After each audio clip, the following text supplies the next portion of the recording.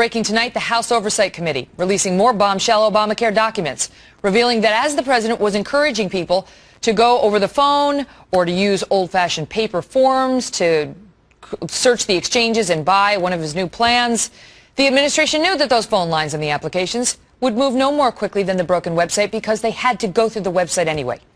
In fact, we're seeing meeting notes that say, quote, the paper applications allow people to feel like they're moving forward in this process and provides another option. But at the end of the day, we are all stuck in the same queue. Watch what happened when the White House was pressed on that issue today.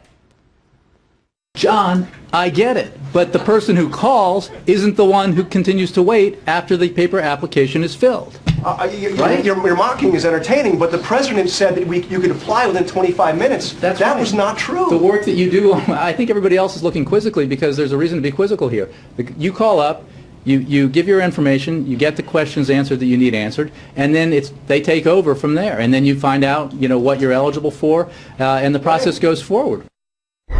Joining me now, Republican South Carolina Congressman Trey Gowdy. He's a member of the committee uncovering all of these documents, and they have subpoenaed Secretary Kathleen Sebelius for more. Congressman, good to see you tonight. And so, as the president was out there repeatedly with the 1-800 number, he knew that basically was just another way of sending people to the website ultimately. It's a facade. It's one of several facades, Megan. And the president already has a Nobel Prize for Peace. I think he's shooting for one in fiction. To send people to the mail instead of the website when you know that you're going in exactly the same queue is a facade. It's a Potemkin village that is calculated to mislead folks and create this appearance that everything is going swimmingly when you know otherwise. Why can't there just be honesty? Why can't, we just picked this up with Mark Thiessen. Why can't he just come out and say, I didn't tell you the truth, or I broke a promise? However he wants to phrase it, I broke a critical promise, and millions of Americans are hurting now tonight because of it. And this is what I'm going to do about it.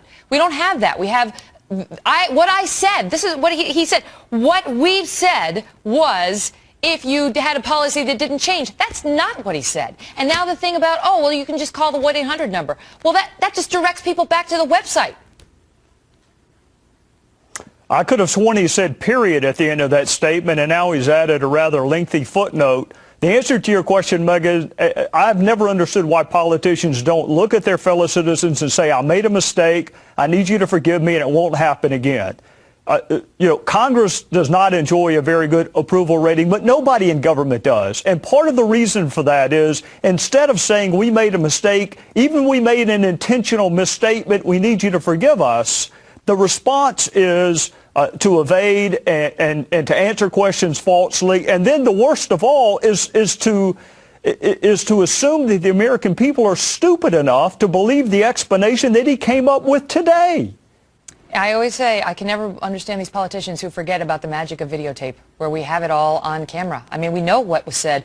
Congressman, we will watch to see what, if anything, you guys get back from Secretary Sebelius, as I know you have a subpoena waiting, and you continue to get more documents by the day. Thank you, sir. Yes, ma'am. Thank you.